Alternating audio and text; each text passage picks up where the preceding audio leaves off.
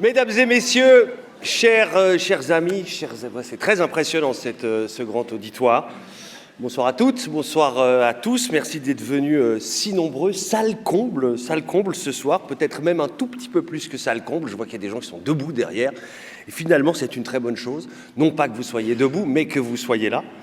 La soirée est donc sold out, en bon français, depuis longtemps. Et pour cause, notre invité, enfin l'invité de la ville, le neuropsychiatre Boris Cyrulnik, est non seulement une sommité, c'est pas moi qui vais vous l'apprendre, dans son domaine, mais il intervient en plus ce soir, aujourd'hui, dans ce mois de novembre 2023, dans un contexte planétaire particulièrement violent. Je crois qu'on peut utiliser le mot, et de la violence, on va en parler beaucoup ce soir.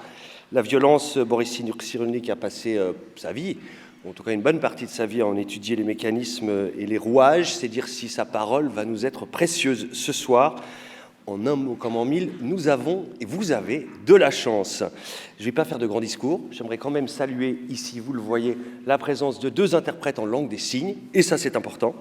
Mais avant d'accueillir Boris Cyrulnik, et avant de vous le livrer, j'aimerais accueillir celle qui a la gentillesse de nous accueillir et de nous recevoir ce soir, la vice-présidente du conseil administratif et magistrate en charge de la cohésion sociale et de la solidarité, Madame Christina Kitsos, que vous pouvez applaudir.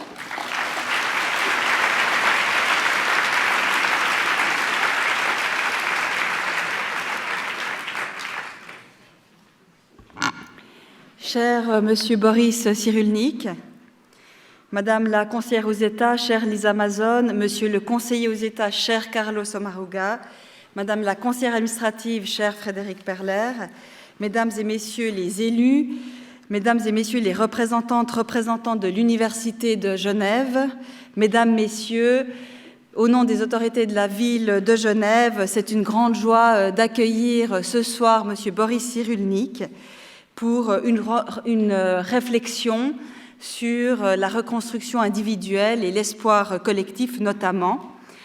Je pense que ce type de moments de rencontre sont essentiels et s'intègrent dans une réflexion que nous souhaitons développer en ville de Genève sur la thématique des transitions dans les parcours de vie.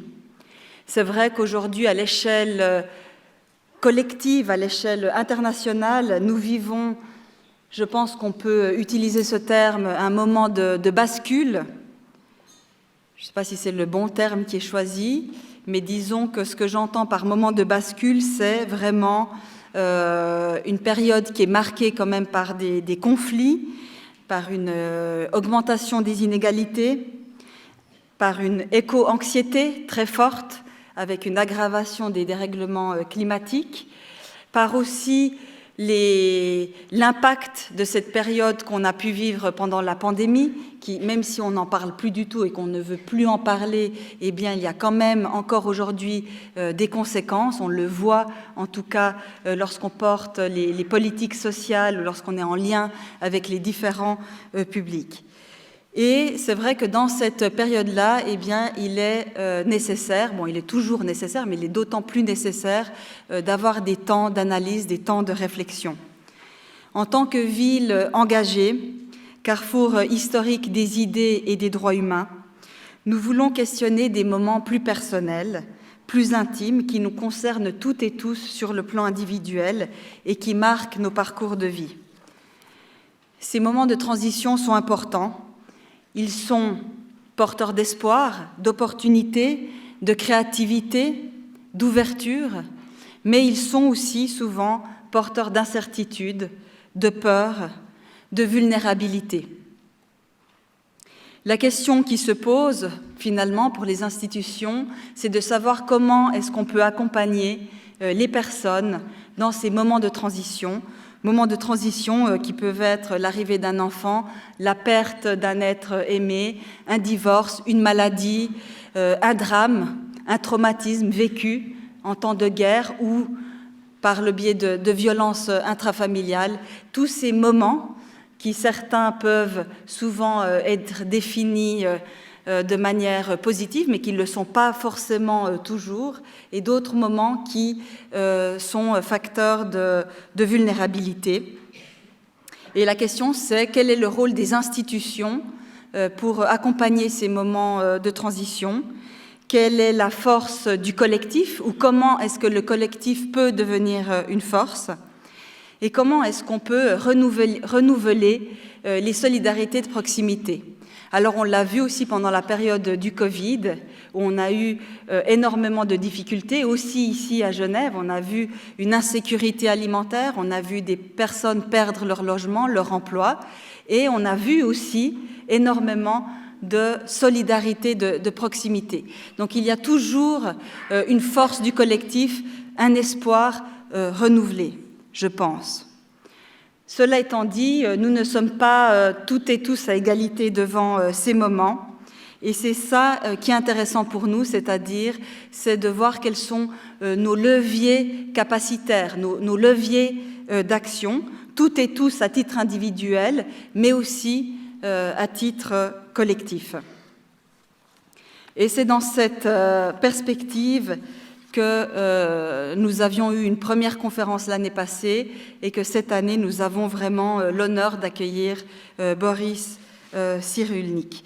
Parce que ces temps de l'analyse et de la réflexion sont des temps bien trop rares.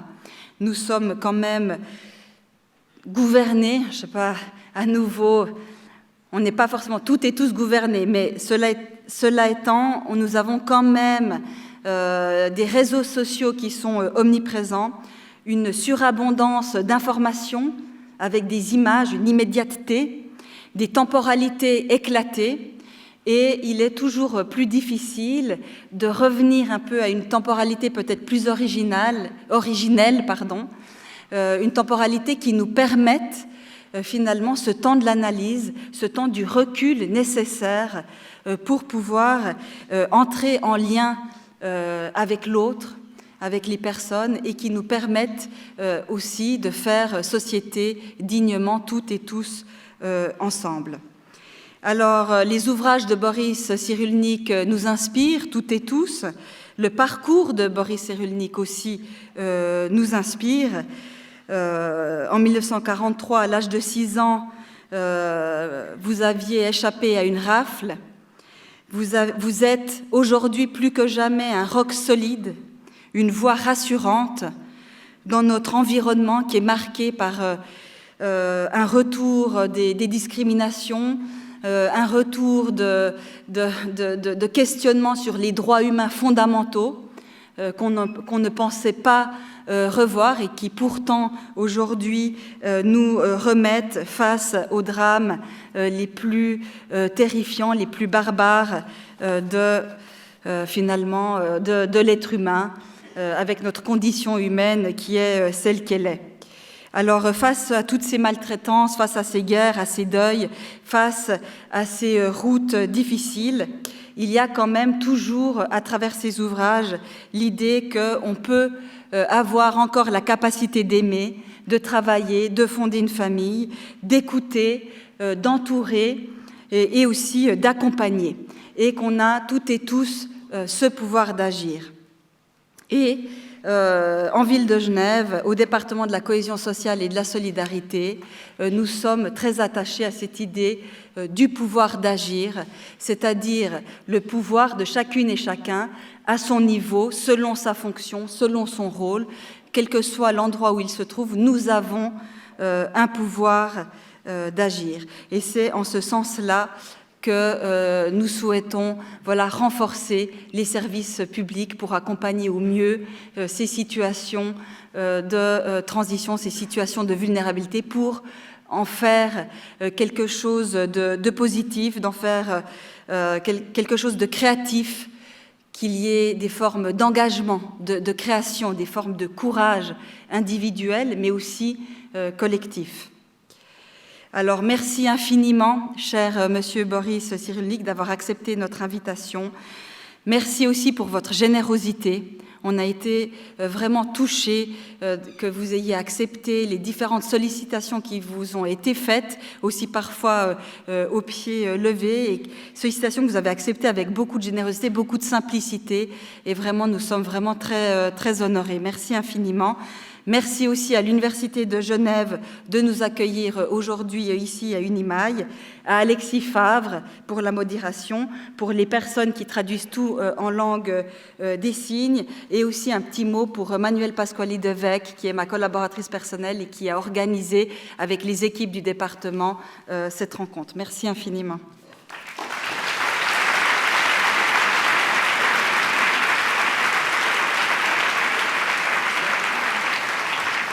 Merci Madame la conseillère administrative. Je crois qu'on va accueillir sous vos applaudissements sans plus tarder notre conférencier Boris Cyrulnik. Venez me rejoindre.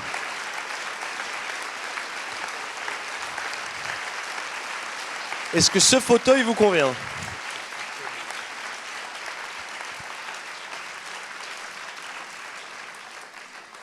Merci mille fois, c'est impressionnant, hein ? Enfin, vous avez l'habitude.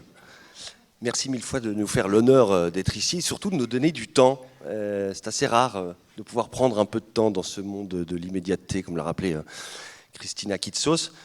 Parlant de temps, vous savez que la Suisse, c'est le pays de la lenteur. C'est le pays de la lenteur dans les clichés, mais c'est aussi le pays de la lenteur dans les institutions.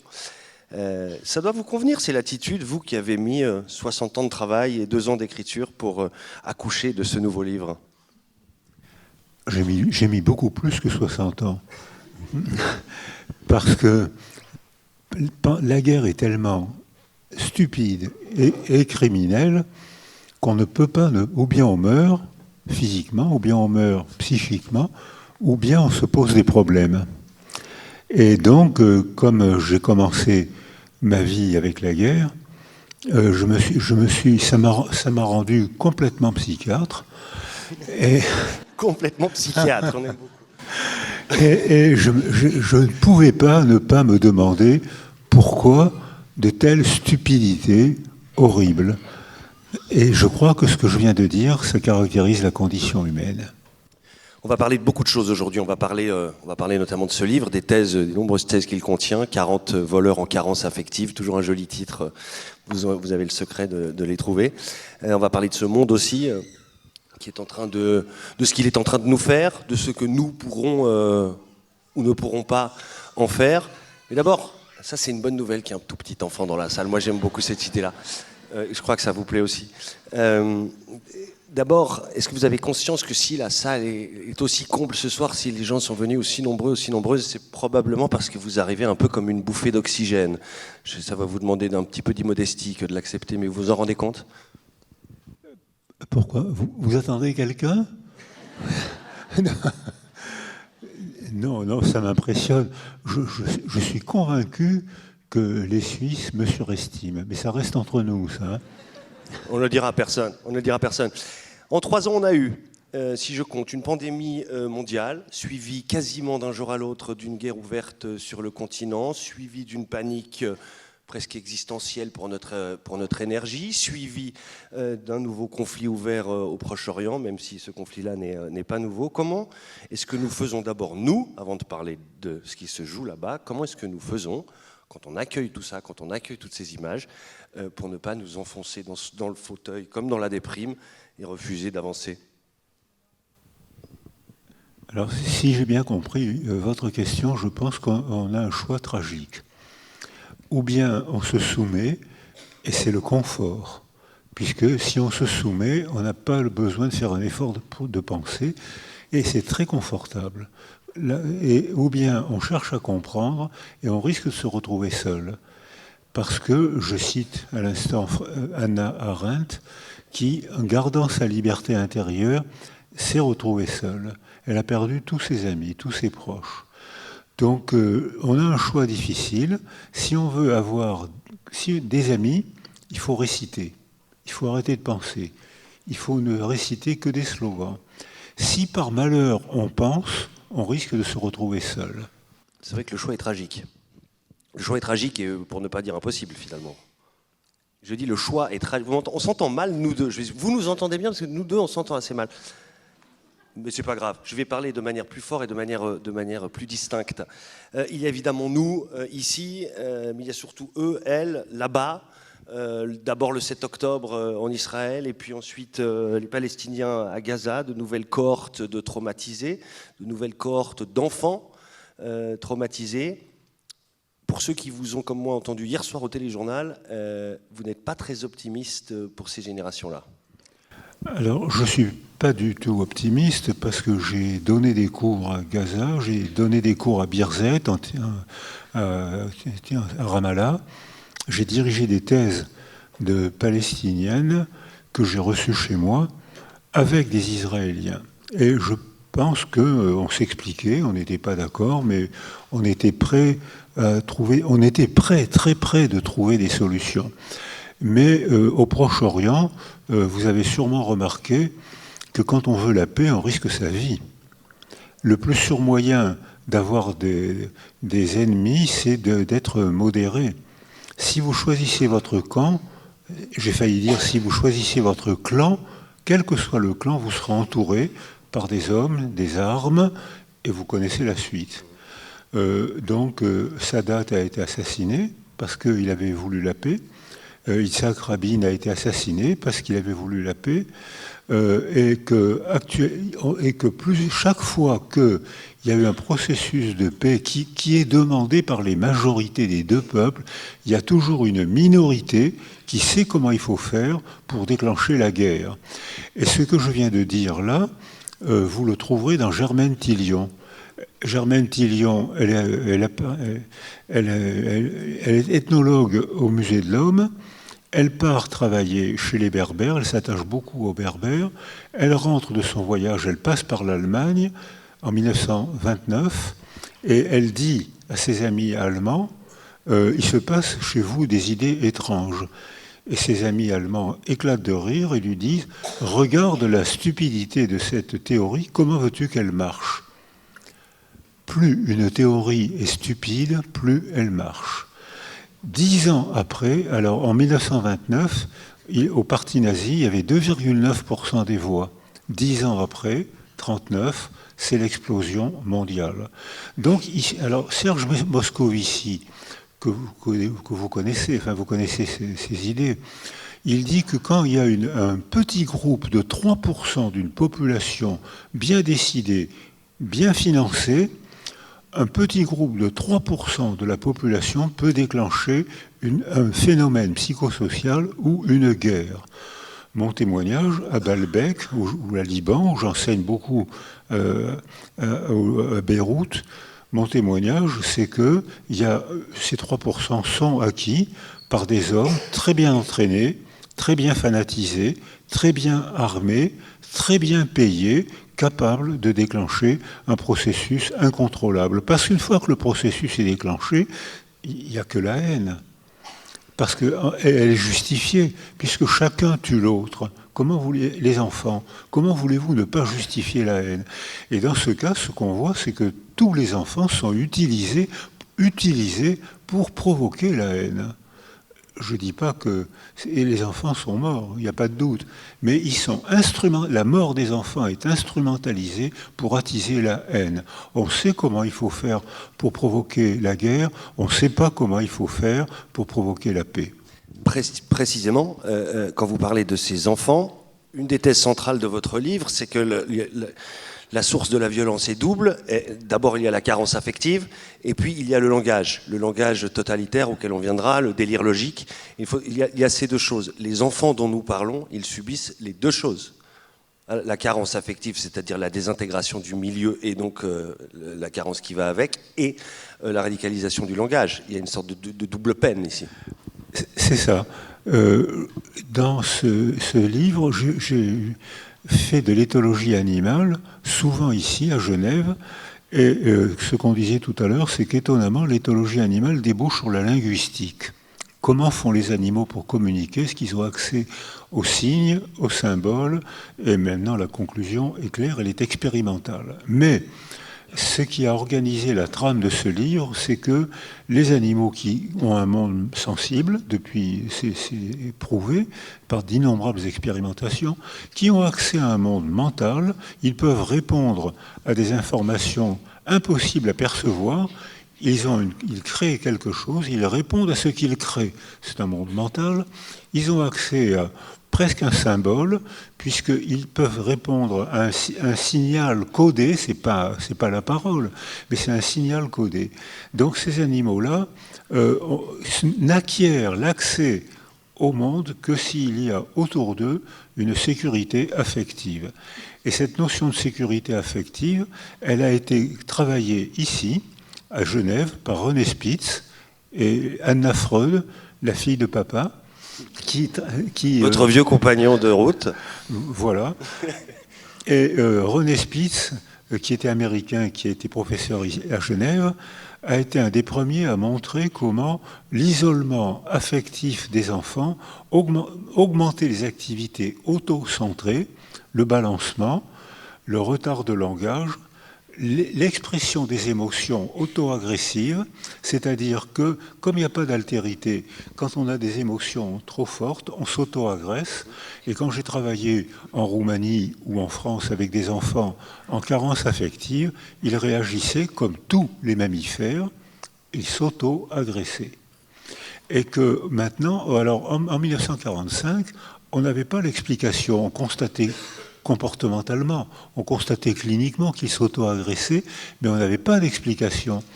Et la neuroimagerie aujourd'hui explique pourquoi ces enfants, ces mammifères, et on a dans cette salle, on a tous été des mammifères marins pendant 9 mois. Pendant 9 mois, on a vécu dans un monde aquatique où on a été nourri, oxygéné par notre mère, et on a été pendant 9 mois dans une suspension hydrostatique à 37 degrés. Le paradis. C'est notre mère qui... On était locataire pendant 9 mois. Alors, et donc, on voit que Spitz a été un des premiers à montrer ce qu'on ne pouvait pas expliquer, mais que la neuroimagerie explique, photographie, dose et mesure. C'est-à-dire qu'un enfant privé, un bébé, un enfant privé d'affection, son cerveau ne peut pas être stimulé. Son cerveau, pour qu'un cerveau sain soit stimulé, il faut qu'il y ait un autre cerveau. Il faut qu'il y ait une altérité. S'il n'y a pas d'altérité, si un enfant est isolé, ça provoque d'abord une dysfonction cérébrale, et si cette fonction dure trop longtemps, ça sculpte le cerveau, et ça montre qu'il y a des atrophies qu'on photographie sans peine, l'atrophie des 2 lobes préfrontaux, l'anticipation, qui traite des choses qui ne sont pas dans le contexte, l'atrophie des 2 systèmes limbiques, socle de la mémoire et des émotions, des informations qui ne sont pas dans le contexte, et l'hypertrophie des amygdales rhinencéphaliques. C'est pas celle-là, c'est celle-là. Les amygdales rhinencéphaliques sont hypertrophiées. C'est le socle neurologique des émotions insupportables, de rage, de colère, de désespoir, de haine.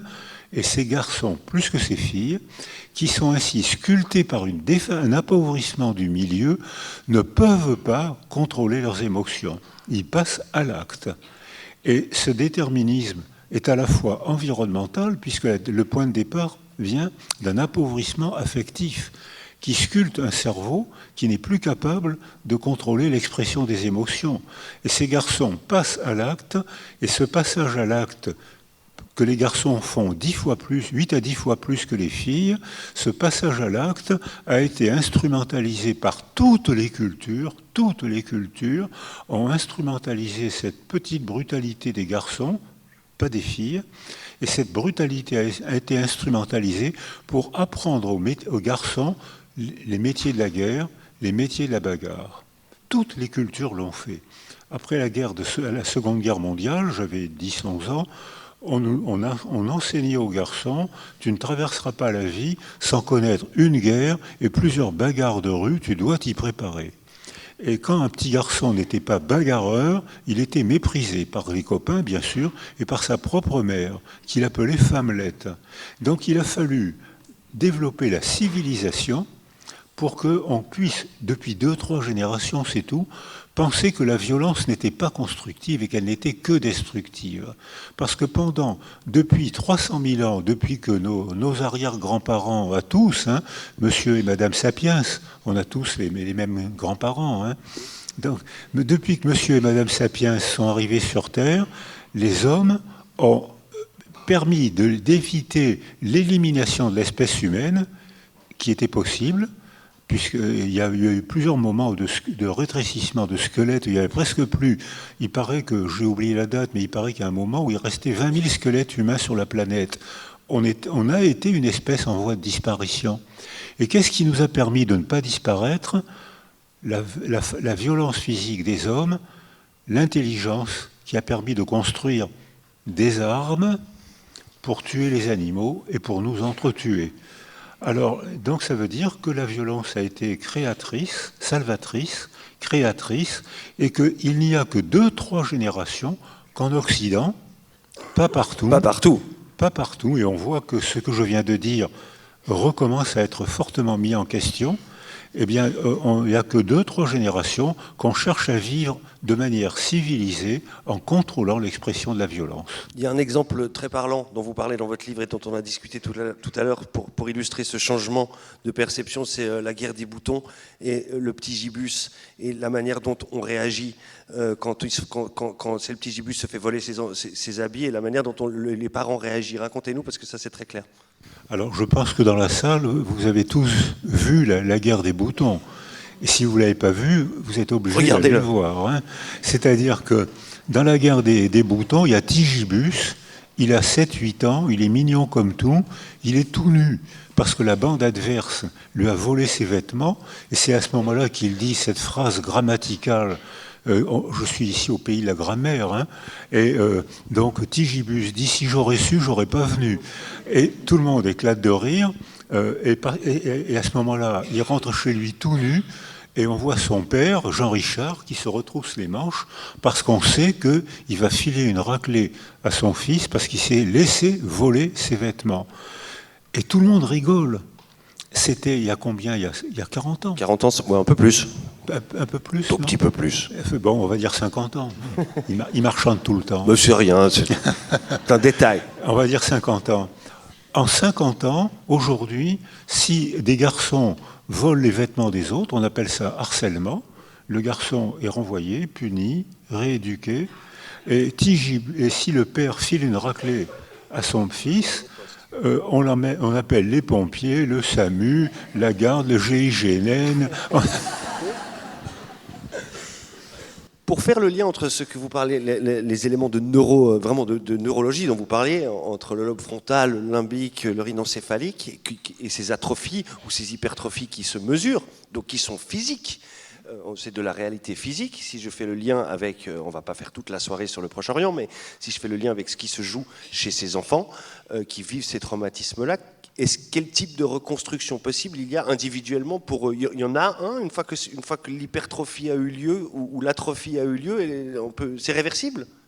Alors, ces enfants-là, ou bien ils sont morts, ou bien ils sont entourés. Mais les enfants qui ont été raptés, eux, ils risquent d'être isolés. Eux, ils risquent d'avoir des atrophies cérébrales. Mais les petits Palestiniens qui sont tués aujourd'hui, ou bien ils sont morts, ou bien ils sont entourés par ceux qui restent de famille. Donc ils ne sont pas en isolement sensoriel. Mais ils vont vivre dans un état de stress intense. Je ne vois pas comment, alors que beaucoup de Palestiniens désiraient établir des rapports, j'ai donné des cours dans ces pays, ils désiraient établir des rapports avec les Israéliens. J'affirme que c'était possible et pas loin. Mais comme je le redis volontairement, il y a une minorité qui sait déclencher, qui sait empêcher ce processus de paix. Ils ont déclenché un processus de destruction.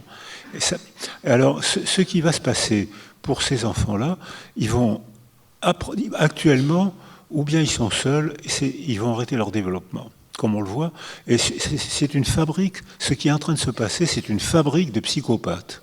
C'est-à-dire que les parents maltraités, traumatisés, vont perdre leur pouvoir sécurisant pour les enfants. Et les enfants un parent insécurisé ne peut pas être sécurisant. Pour qu'une mère soit sécurisante, il faut qu'elle soit sécurisée. Et pareil pour les hommes. Donc, ce n'est pas le cas du tout de ce qui se passe actuellement, parce que tout est insécurité. On peut mourir à l'instant, on peut mourir demain, cette nuit. On peut mourir de faim, de soif. Tout est insécurité. Donc, les enfants vont apprendre l'angoisse. Et quand tous les peuples désorganisés, ce qui est le cas, votent pour un dictateur. Et ça, c'est un classique anthropologique. Hein. L'Allemagne, qui était la plus belle culture d'Occident dans les années 30, en 1919, ils sont escroqués par le traité de Versailles. Ils ne peuvent pas reconstruire leur pays. Tout l'argent qu'ils gagnent est orienté en titre de dommages de guerre pour la France et pour l'Angleterre. Ils ne peuvent pas reconstruire leur pays. Qu'est-ce qui se passe ? 1922, invention des jeunesses hitlériennes. Et le gars qui a inventé la jeunesse hitlérienne, il s'appelle Balladur von Schirach. Faut le faire. Faut le faire, hein, von Schirach. Ça s'écrit pas pareil, le von Schirach, mais c'est vrai que c'est frappant.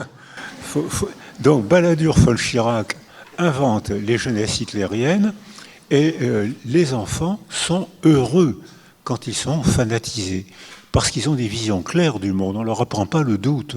On leur dit le mal vient de l'étranger, de l'arabe, du juif, de la sorcière. On sait ce qu'il faut faire. René Girard a très bien décrit le phénomène du bouc émissaire. Quand un peuple est désorganisé, on sait ce qu'il faut faire. Il faut brûler quelques sorcières, ça a été fait. Il faut persécuter un groupe de préférence minoritaire et non armé. Ça a été fait. Voilà, c'est en train de réapparaître actuellement.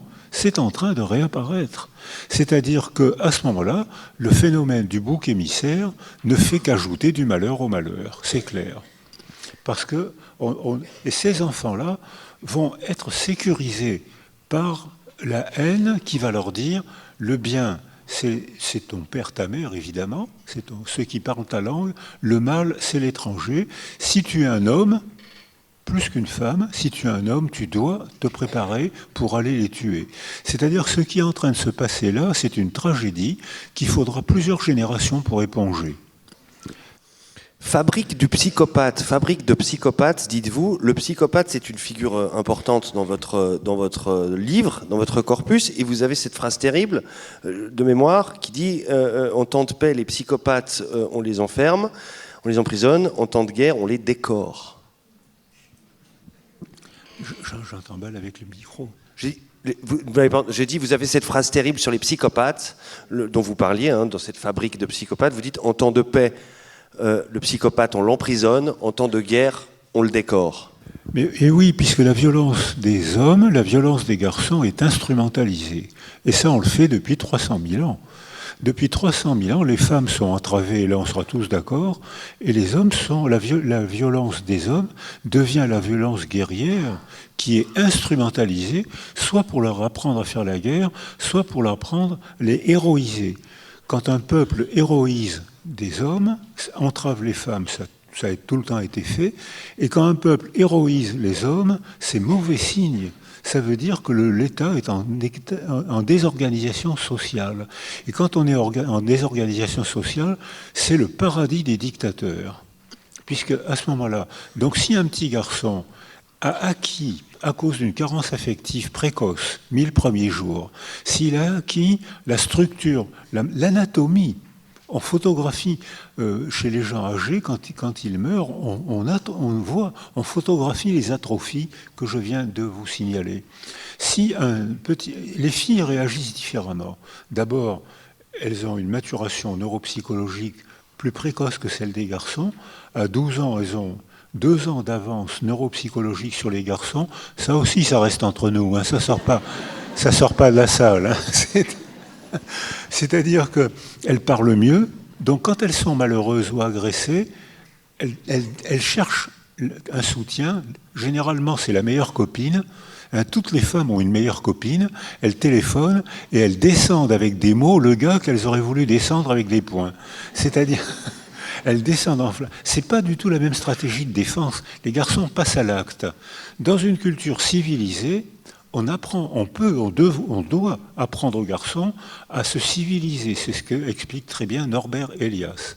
Alors il explique comment les rituels d'interaction, la politesse, l'usage des mots, on peut apprendre ça. Il y a une pédagogie de l'empathie. C'est-à-dire, on peut apprendre l'empathie, on peut apprendre à se décentrer de soi pour se représenter le monde de l'autre. Et quelle est cette pédagogie de l'empathie ? La parole. les artistes, les gens de théâtre, les gens de cinéma, parce qu'ils peuvent mettre, c'était la fonction démocratique du théâtre de la Grèce ancienne, ils peuvent mettre sur la scène les problèmes de la cité. Les citoyens sont obligés d'y assister et ensuite ils doivent débattre des problèmes qui ont été mis en scène. C'est exactement ce qu'on fait aujourd'hui. Quand on va au cinéma, qu'est-ce qu'on fait après avec des amis? On va au restaurant. Et qu'est-ce qu'on fait au restaurant? On se dispute tout le temps, parce qu'on n'est jamais du même avis, on n'a jamais vu le même film, on n'a jamais compris la même... Et c'est une fonction démocratique, mais la démocratie est coûteuse. C'est pour ça que la dictature est tentante, parce que c'est le confort dans la servitude. Il sait d'où vient le mal. Obéissons et on sera sauvé. C'est une escroquerie culturelle. Ça marche très bien. Toutes ces escroqueries culturelles marchent très bien. Votez pour moi, je sais d'où vient le mal. C'est l'autre. C'est l'étranger. C'est le bouc émissaire. Ça a été fait. Il y a forcément des historiens dans la salle. J'imagine. Donc c'est innombrable. Donc on sait ce qu'il faut faire, mais on ne le fait pas toujours. Je vais creuser un peu ce sillon de la violence. On va commencer par ce qui va mal et puis on finira avec des notes d'espoir. Vous arrivez à apposer, et ça peut surprendre, ça peut sembler paradoxal, deux mots, violence et civilisatrice. Vous parlez de violence civilisatrice. Comment est-ce que la violence devient civilisatrice? Et comment est-ce que la violence a toujours été civilisatrice? Vous êtes sûr que j'ai dit ça? Je ne suis pas sûr, je vous pose la question, c'est vous qui l'écrivez, il me semble vous l'avoir lu. Alors, à l'instant, je dirais violence créatrice. Mais je ne dirais pas violence civilisatrice. Violence créatrice, oui. Les frontières sont pratiquement toutes le résultat de guerres d'une extrême violence. Quand il y avait des cités-États au Proche-Orient, en Assyrie, quand il n'y avait plus d'eau et quand il n'y avait plus de vivres dans une cité-État, on galvanisait certains hommes, bagarreurs, et les femmes savaient le faire, on galvanisait les hommes pour les envoyer attaquer la cité-État voisine où il y avait encore de l'eau et des vivres. Et à ce moment-là, les hommes qui n'avaient pas été tués étaient héroïsés.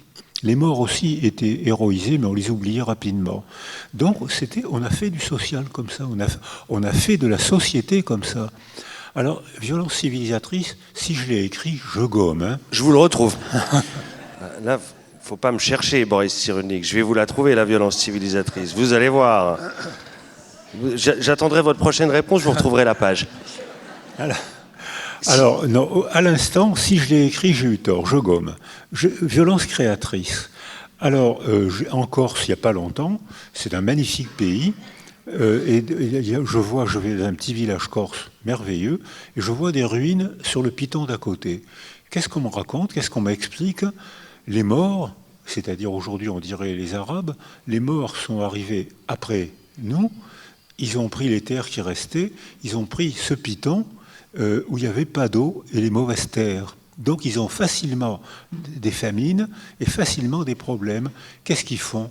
Eh bien, ils descendent et ils attaquent le village d'à côté. Et à ce moment-là, on voit que la violence, ça répond enfin à votre question tout à l'heure, un homme qui par bonheur est psychopathe, c'est-à-dire qu'il il sait où est la loi, mais il passe à l'acte facilement. Alors que le pervers, c'est pas un psychopathe. Le pervers se fout de la loi. La seule loi, c'est la loi de son désir. Ma seule loi, c'est mon désir. Le prix que ça coûte à l'autre, j'en ai rien à faire. Alors que le psychopathe sait où est la loi, mais on lui a demandé, on l'a héroïsé, on lui a demandé de tuer. Tu ne tueras point, ça a été dit, ça a été écrit, on tue toujours autant. On tue même beaucoup.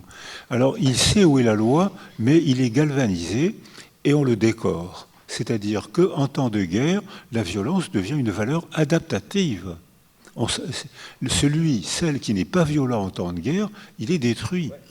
En temps de paix, où on se civilise, en temps de paix, la violence, si tu tues quelqu'un, tu iras en prison. C'est le même acte qui prend une signification totalement opposée selon le contexte et selon les récits. Parce que pour justifier, pour dire à un homme, la moyenne des gens au Proche-Orient aujourd'hui, alors je ne parle pas des civils qui se font tuer, massacrer, je parle des soldats, de ceux qui font la guerre, 21 ans. C'est-à-dire qu'il y a des gamins, des adolescents de 18-19 ans. En France, qu'est-ce qu'on a fait pendant la guerre de 14-18 ? 1,5 million de jeunes gens qui n'avaient pas le droit de vote sont morts dans des conditions terrifiantes. C'était les adolescents. Ils n'avaient pas le droit de vote. C'est l'État qui les avait envoyés faire la guerre et qui, 1,5 million de morts, je ne sais pas combien de gueules cassées, beaucoup de poumons gazés, toute une génération de jeunes hommes a été massacrée. Et d'ailleurs, ça a joué un grand rôle dans l'essor du féminisme, c'est que pendant que les hommes s'entretuaient à la guerre, les femmes faisaient tout marcher. Et qu'elles prenaient conscience qu'elles étaient capables de faire de la société. Elles étaient capables de faire marcher les hôpitaux, les écoles, sans faire la guerre. Et quand les hommes sont rentrés, plus question de continuer comme avant, quoi. Et ben voilà. Et quand les hommes... Alors, j'ai connu ça, puisque vous venez tous de naître dans la salle. Hein. Moi, moi, je suis de la qualité d'avant-guerre. Hein. Donc, j'ai connu deux guerres. J'ai connu la guerre de 40, que j'ai reçue de plein fouet, et j'ai connu la guerre d'Algérie. Et donc, qui était moins cruelle, mais qui a eu sa part de cruauté aussi. Eh bien, pendant ces deux guerres, on voyait que j'ai des amis qui étaient partisans de l'indépendance d'Algérie et qui ont été tués par le FLN. Parce que quand on fait une guerre, soyez sûrs, certains, que si on fait la guerre, il y aura toutes les dégueulasseries. Toutes. On va parler du langage, qui joue un rôle très important dans la guerre, on va le voir. Mais si on parle du langage, il faut qu'on soit précis sur les mots. Et j'aimerais vous demander de nous définir la différence, qui n'est pas forcément évidente pour tout le monde, entre la violence et l'agressivité. Alors, j'ai appris ça de Konrad Lorenz et de l'éthologie animale. Les animaux sont agressifs. Et l'agression, c'est un moyen de défense. Tu viens dans mon territoire, toi, le prédateur, je vois bien que tu convoites l'enfant, le petit qui est arrivé au monde, parce que pour toi, c'est un gibier, c'est un aliment intéressant, mais moi, goéland, moi, chat, moi, je vais pas te laisser faire. Donc l'agressivité est un mécanisme de défense, au sens psychanalytique du terme. C'est-à-dire que je suis stressé, je veux me défendre ou défendre mon petit ou mon territoire. Je vais dans ton territoire ad gredior, je vais dans ton territoire et je vais te signifier que tu ne pourras pas tout te permettre. Donc ça permet de réguler. Et effectivement, on voit que des prédateurs arrêtent l'agression et s'enfuient et sont chassés par des animaux souvent moins forts alors que la violence, c'est autre chose. La violence, c'est je décide d'entrer dans ton corps ou dans ton âme et de te pulvériser. Ou je décide d'entrer dans ta société et de pulvériser ta société. C'est-à-dire, je veux que tu disparaisses. Alors que dans l'agression, je veux me défendre mon petit, mon groupe, mais si tu vas vivre ailleurs, je te laisse partir vivre ailleurs. Et vous parlez, c'est le sous-titre de votre livre, vous dites bagarre animale et guerre humaine. Donc on associerait la bagarre à l'animal et la violence à l'homme. Mais quand un groupe de singes décide, sous l'impulsion d'un mâle dominant souvent, d'aller lyncher en groupe un des membres du groupe, ça s'appelle de la violence quand même. Oui, parce que les primates non humains ont les mêmes problèmes que nous. Ah d'accord, c'est simplement, c'est ça, c'est nous, c'est un miroir de l'humanité. Mais non, ils ont un handicap terrifiant, c'est l'intelligence. C'est-à-dire que quand un système nerveux est sain, on s'adapte ou on meurt. Si l'environnement varie, si on ne s'adapte pas, on meurt. C'est pour ça que les mots sont piégés. Quand Darwin a parlé de la sélection du plus apte, ça a été très vite transformé en darwinisme social par les nazis et s'est transformé en sélection du plus fort. S'il y a des biologistes dans la salle, ils vérifieront sans difficulté que ce que dit Darwin, c'est la sélection du plus apte. Or, les dinosaures qui étaient les plus forts il y a 60 millions d'années, quand le climat a changé, ce qui est en train de nous arriver, ce qui est déjà arrivé plusieurs fois, quand le climat a changé, c'était plus les plus aptes. Ils sont morts soit d'asphyxie, probablement ils sont morts d'asphyxie. Alors que les mammifères qui, eux, avaient d'autres poumons, se sont adaptés, c'était les plus aptes dans ce nouveau milieu. Ce n'étaient pas les plus forts. Donc le détournement des mots est un piège. Et on voit actuellement ce qui se passe dans cette tragédie qui n'est pas que proche-orientale. C'est une tragédie, tout le monde va souffrir. On le voit, on le sent arriver. Les Palestiniens souffrent déjà énormément, ils vont souffrir encore plus, les Israéliens ici, et nous aussi. Tout le monde va payer, c'est clair. Hein, parce qu'on voit déjà les remaniements sociaux et les nouvelles alliances se mettre en place. Donc je ne sais pas ce qui va se passer, mais c'est sûr que ce n'est pas un conflit localisé. Donc lorsque le climat change, et la vie ne peut pas ne pas changer. Des glaciations, des réchauffements, il y en a eu déjà plusieurs dizaines sur la planète. On fait partie des 5% d'espèces vivantes survivantes. Physiquement, on n'est pas les plus forts, on n'est pas terribles. La plupart des mammifères courent plus vite que nous. La plupart des oiseaux volent plus longtemps que nous. La plupart des poissons nagent sous l'eau plus longtemps que nous. Mais nous, on a un point qui est la compensation de notre faiblesse physique. C'est le monde de l'artifice. Artifice de l'outil et surtout artifice du verbe. Et là, on a créé la condition humaine. La condition humaine, c'est-à-dire qu'on crée la civilisation. Alors là, mais la civilisation peut nous entraîner dans une décivilisation.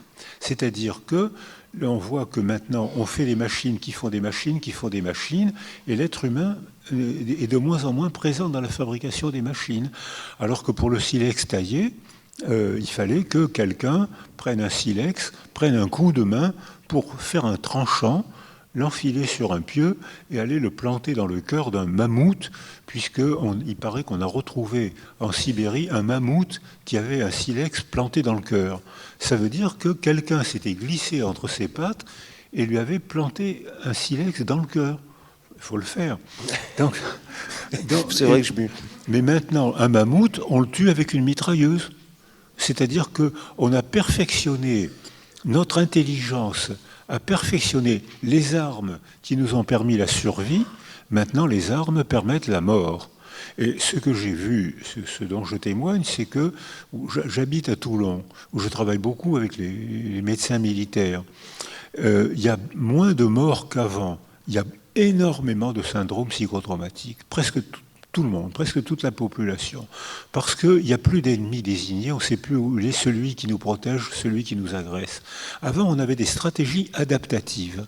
J'ai peur de l'autre, je ne suis pas armé, je me sens faible, je me réfugie dans mon groupe social où là, on est armé. Eh bien maintenant, même ça, c'est plus possible. C'est-à-dire que maintenant, on ne sait plus qui nous sécurise, et même nos proches deviennent insécurisants parce qu'il n'y a plus de structure, il y a une déstructuration de la société avec des armes hyper puissantes. Et à Toulon, les jeunes soldats, garçons et filles, parce que maintenant les filles s'engagent à l'armée de plus en plus, donc garçons et filles très bien formés, physiquement, moralement, techniquement, rentrent dans des états de délabrement psychologique qui font que ces jeunes gens ne pourront pas être sécurisants pour leurs enfants. De la même manière que vous vous méfiez avec malice de cette satanée intelligence qui est aussi notre damnation, et ça c'est vraiment le cœur de votre livre, vous parlez de la parole. La parole qui est à la fois notre planche de salut et notre damnation. Elle aussi, vous dites la langue, la parole est la pire et la meilleure des choses. Ça, c'est quand même très contre-intuitif de penser que la langue puisse être la pire des choses. Alors, Ésope l'a dit avant nous, hein, mais la parole crée la condition humaine. Le signe, le signal, le symbole existent chez les animaux supérieurs. Les chiens qui vivent avec nous peuvent comprendre entre 200 et 300 mots. C'est beaucoup, hein. C'est suffisant pour faire une carrière politique, hein. C'est-à-dire... Vous êtes fou, non. Boris Cyrulnik. C'est peut-être trop, même. C'est peut-être trop. Et alors... Et donc, il crée un monde... Alors, il y a les singes qui ont... Les singes, génétiquement, sont très proches de nous. Et quand on fait la phylogenèse des cerveaux, on voit que plus un cerveau est compliqué, plus il peut traiter des informations éloignées de nous, plus il a la possibilité de troubles du développement. Si un cerveau est simple, il vit ou il meurt. Si un cerveau est compliqué, il peut très bien créer des outils, les animaux fabriquent des outils, mais ils ne les commercialisent pas pour l'instant, mais ils fabriquent des outils, et ils fabriquent des comportements. Comme vous le disiez tout à l'heure, il y a des conflits politiques chez les singes, c'est-à-dire qu'un singe dominant qui voit qu'un jeune rival arrive, eh bien, il s'arrange pour s'allier avec d'autres, il les courtise et il oriente l'agressivité sur le mâle qui le conteste, et ça se termine par des lynchages, alors qu'il n'y a pas de défense du territoire, il n'y a pas de survie. Là, c'est vraiment la politique chez les chimpanzés. C'est Franz de Waal qui a très bien travaillé ça. Ces animaux-là, qui ont un cerveau proche du nôtre, ils ont un lobe préfrontal plus étroit, donc ils anticipent moins, mais ils anticipent. Ils peuvent fabriquer un outil pour marcher plusieurs kilomètres pour aller s'en servir plus loin. Donc ils peuvent répondre, comme nous, humains, ils peuvent répondre à des informations totalement absentes du contexte. La parole. Mais nous, on possède un cerveau qui est capable de totalement décontextualiser une information. Alors nous, j'imagine qu'un chien répond à des situations du contexte. Il est sur la montagne, il traite les informations du contexte. Un être humain qui est sur une montagne ne peut pas ne pas se demander qu'est-ce qu'il y a de l'autre côté de la montagne. Et là, il est invité à imaginer la créativité. Et là, il ne peut pas ne pas créer. Qu'est-ce qu'il y a? Est-ce qu'il y a le paradis? Est-ce qu'il y a l'enfer? Est-ce qu'il y a des fruits? Est-ce que c'est une terre pauvre? Est-ce qu'il y a d'autres êtres humains qui me veulent du mal? Donc il ne peut pas ne pas imaginer. Et ce qu'il imagine, c'est l'enfer et le paradis.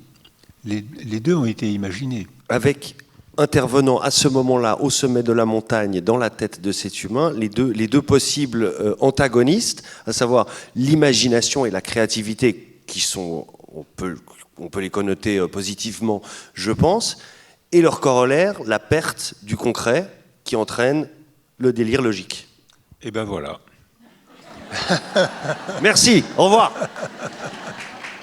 Non mais, je suis allé très très vite là parce que j'ai essayé de comprendre votre livre, mais ça mérite quand même qu'on l'explique un tout petit peu. Oui, mais merci de me poser cette question, parce que qu'est-ce qu'il y a de l'autre côté de la montagne? Nous, êtres humains, on ne peut pas ne pas se poser cette question. Qu'est-ce qu'il y a de l'autre côté de la mort? Quand vers l'âge de 7 ans, un enfant comprend qu'on va mourir, on est probablement les seuls êtres vivants à le comprendre et à le dire. Alors les animaux commencent à être... Alors ce que j'ai vu sur le terrain, c'est que les animaux sont désorganisés en percevant le mort. Mais ils ne perçoivent pas la mort. Nous non plus, on ne perçoit pas la mort. On ne peut que cela représenter. Alors là, les Mexicains font des squelettes, des fêtes très belles, où ils transforment l'angoisse de la mort en rituel, civilisation, en rituel qui consiste à séduire les morts. À Madagascar, il y a le retournement des morts. Toutes les cultures inventent de beaux rituels, des rituels civilisateurs, des rituels où on contrôle l'angoisse de la mort par le rituel du deuil. Et il n'y a pas une seule culture sans rituel du deuil. Et si on ne peut pas ne pas faire de rituel du deuil, parce que si on ne peut pas laisser pourrir par terre le corps de quelqu'un qui n'est mort que dans le réel et qui vit encore dans notre mémoire et qu'on aime encore. C'est pour ça qu'on souffre dans le deuil. Parce qu'on aime encore quelqu'un qui vit encore en nous et mort dans le réel. Et il vit encore en nous, on aime encore quelqu'un et on sait que c'est fini. Donc ça nous déchire, c'est la définition du trauma. On est déchiré. Et alors, à ce moment-là, si on fait un rituel du deuil, à ce moment-là, on rend sa dignité aux morts. Je n'ai pas laissé ma mère pourrir par terre, je lui ai fait un bel enterrement. Et à ce moment-là, et on se redonne notre dignité à nous aussi. Je n'ai pas abandonné ma mère, elle n'est morte que dans le réel. Elle vit encore en moi. Et donc, c'est pour ça. Et donc, on crée la merveille, on crée la morale, on crée le rituel du deuil, on crée la civilisation. mais on peut aussi créer du délire logique. C'est-à-dire délira, dé privatif, lira le sillon sur le sol, les machines qui font des machines, et on ne sait plus ce que ça va donner. Les écrans sont des performances techniques stupéfiantes. On commence maintenant à découvrir les effets secondaires de cette intelligence technique stupéfiante. Intelligence humaine stupéfiante, effets secondaires. Donc qu'est-ce que ça va donner? Délire logique. Pourquoi délire logique? Alors l'exemple que je prends toujours, il est excellent, c'est l'esclavage. J'ai vu quand j'étais invité en Martinique, où j'ai vu, on m'a montré des archives des registres de commerce, c'est difficile à dire, mais j'ai vu des registres de commerce d'êtres humains. Et quelqu'un disait, il faut surtout ne pas supprimer l'esclavage, parce que sinon le prix du sucre va augmenter. Ce qui est vrai. C'est logique. C'est logique. C'est logique, mais délirant. C'est vrai. Donc, pour que le prix du sucre n'augmente pas, on va détruire un continent, on va piller un continent, on va attraper des gens, on va les réduire en esclavage, on va en tuer un grand nombre, on va transmettre un malheur à travers les générations, puisqu'ils ne peuvent plus faire de culture, comme ce qui se passe actuellement au Proche-Orient. Ils ne peuvent plus faire de culture, donc ils ne vont pas transmettre les rituels du deuil, ils ne vont pas transmettre les espoirs, les mythes, ils ne vont pas transmettre les pièces de théâtre, Antigone, ils ne vont pas transmettre. Ils ne peuvent transmettre que l'angoisse, le malheur. Ce qui se passe, où on voit que beaucoup de peuples africains, et beaucoup en Martinique, ils n'ont pas digéré encore l'esclavage aujourd'hui, parce qu'ils ont du mal à refaire une famille avec une culture, ils ont du mal.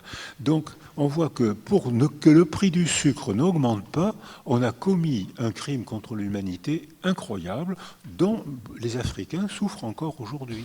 Délire logique. Comment se fait-il que nous, l'espèce capable de ce délire logique grâce à la parole, on s'obstine, et c'est une inversion sémantique incroyable, quand on veut traiter de quelqu'un de salopard, on parle de chien, de hyène, de rat, précisément d'espèces qui sont incapables de toutes ces qualités terribles qu'on prête à notre adversaire. Mais oui, c'est exactement ça. C'est parce que quand j'ai commencé à faire de l'éthologie animale, parce que j'ai passé le concours de l'Institut de Psycho, et j'avais un prof, Rémi Chauvin, que j'aimais bien, qui était, alors lui c'était un créateur, il avait une hypothèse scientifique toutes les secondes, hein, il avait vraiment, alors lui il fallait le suivre, hein. Donc il était absolument passionnant. Mais il y avait une directrice de l'Institut de psychologie qui détestait la philosophie. Là, tiens, j'ai fait un lapsus intéressant, qui détestait l'éthologie. Chut, ça. Donc ça révèle un peu ce que je pense. Je me suis trahi. Ça ne doit pas non plus sortir d'ici, c'est ça?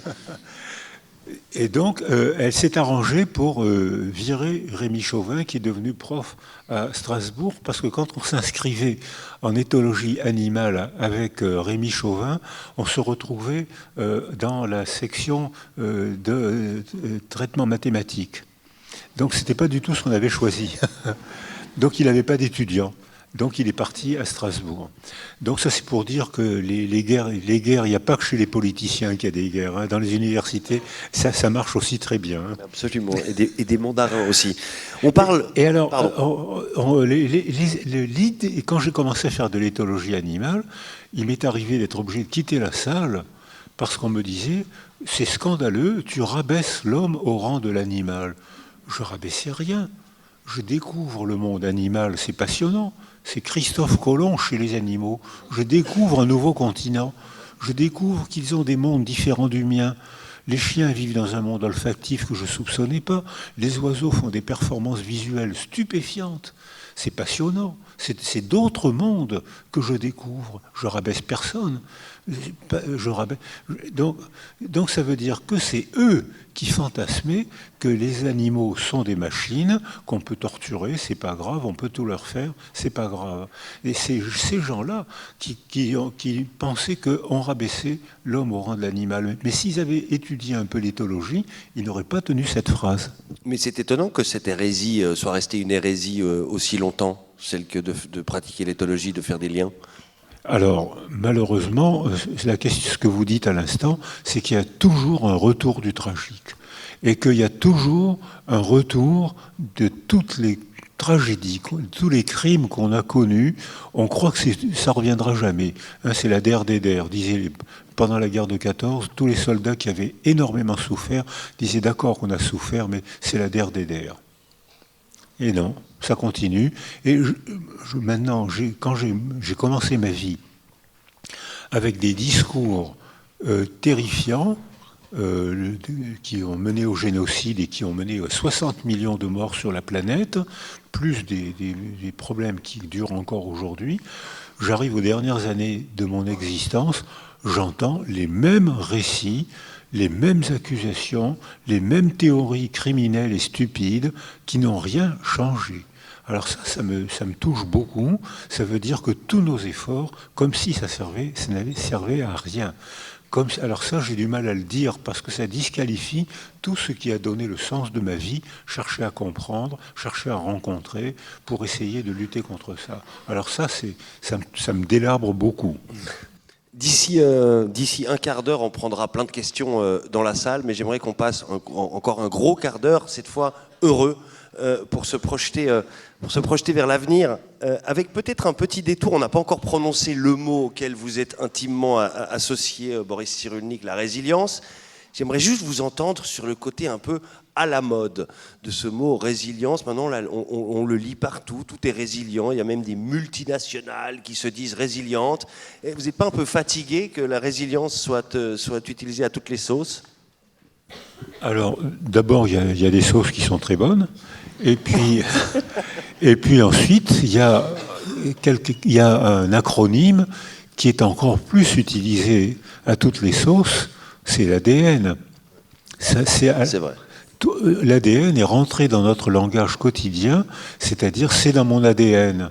J'entends des gens dire ça, j'entends des sociétés, des entreprises dire c'est dans l'ADN de l'entreprise. C'est un parfait contresens. Parce que maintenant, avec l'épigenèse, on sait. Alors, les gens qui emploient cet acronyme, c'est dans l'ADN de l'entreprise, ils veulent dire c'est au plus profond de nous-mêmes, c'est immuable. Contresens total. L'ADN, le même brin d'ADN, s'exprime de 1000 manières différentes selon la structure du milieu. L'épigenèse. Et j'ai appris ça par mon maître Rémi Chauvin. Rémi Chauvin nous disait l'épigenèse, il prenait l'exemple des abeilles et il disait elles ont toutes le même programme génétique. C'est-à-dire mais il y a des abeilles ouvrières. Un jour, l'abeille reine meurt. Les abeilles ouvrières entourent l'abeille reine, donc font une couronne de chaleur autour de l'abeille reine, tambourinent sans arrêt, donnent de la gelée royale, changent complètement la structure du milieu. Et l'ADN de cette larve qui devait donner une ouvrière, donne une abeille grosse, immobile, fertile, avec le même programme génétique que les abeilles ouvrières, petites, hypermobiles, stériles. Donc c'est le contresens total. C'est rentré dans la culture comme tous les mots scientifiques. Il vous est arrivé de dire c'est un idiot. Est-ce que vous avez pensé à la classification de Binet-Simon ? Non. Eh bien voilà. Et le mot idiot, imbécile, vient de la classification de Binet-Simon, les tests d'intelligence. Vous avez dit, oh ça c'est un crétin. Est-ce que vous avez pensé, en disant c'est un crétin, est-ce que vous avez pensé au manque d'iode dans l'eau des Basses-Alpes ? Mais bien évidemment. Alors, sortons des abus de langage et des contresens pour parler de cette résilience qui est au cœur des choses et dont on a besoin. On a compris là au cours de cette heure ce qui peut nous faire du mal, ce qui nous conduit, nous les humains, à nous faire du mal. Mais une fois que le mal est fait, une fois que la carence affective a eu lieu, une fois que le délire logique s'est déployé et nous a emmenés là où il n'aurait jamais dû nous emmener, comment est-ce qu'on répare ? Est-ce qu'on peut réparer ? Alors voilà, mais ça c'est un enjeu possible de la résilience. La définition de la résilience, elle est bébête, hein. C'est la reprise d'un nouveau développement après un traumatisme physique, moral, social. Il ne peut pas y avoir de définition plus logique et plus bébête. Mais comment? Ma question c'est comment? Comment est-ce qu'on répare? Alors si c'est, par exemple, vous m'avez invité à parler de ces garçons plus que ces filles qui ont une désorganisation du cerveau par carence affective, par désorganisation du milieu. Abandon, maltraitance, violence physique, violence sexuelle, violence verbale. Les insultes, quand j'étais praticien, beaucoup de gens disaient « mais on n'a pas fait de mal à l'enfant, on n'a fait que se disputer entre nous, on ne l'a jamais touché ». C'est pas vrai. L'enfant a été touché. Il n'a pas été touché avec des poings, il a été touché avec des mots. Les mots que prononçaient les parents étaient tellement affolants que ça provoque une dysfonction cérébrale qu'on photographie. On la voit, cette dysfonction cérébrale. On voit que les lobes, les zones cérébrales dysfonctionnent. L'enfant ne peut plus traiter les informations. Il est affolé, il est malheureux, il ne peut plus. Donc son cerveau apprend une dysfonction cérébrale parce que ses parents crient devant lui. En plus, si les parents l'insultent lui, ça provoque une représentation de soi dévalorisée. Quand j'étais praticien, j'ai eu accompagné 2 petits garçons que la mère rabaissait tout le temps. Dans un cas, la mère appelait son fils Pilule. Vous avez compris pourquoi? L'enfant a très vite compris. Ma mère me déteste, elle ne m'a jamais désiré, je suis le résultat du jour où elle n'a pas pris sa pilule. Une autre mère appelait son fils « fils de pute ». La mère. Tout le monde éclatait de rire, il paraît que ça voulait être drôle, l'enfant le prenait, c'était pas drôle du tout pour lui. Donc on peut délabrer un enfant avec des mots. Et alors, qu'est-ce qu'on peut faire lorsque cet enfant a sa dysfonction cérébrale? Les garçons sont, je le redis, pour faire plaisir aux femmes, hein, c'est-à-dire les garçons sont plus vulnérables à la frustration que les filles, d'abord parce qu'ils ont un petit retard de maturation neuropsychologique. 2 ans à 12 ans, c'est énorme. Hein.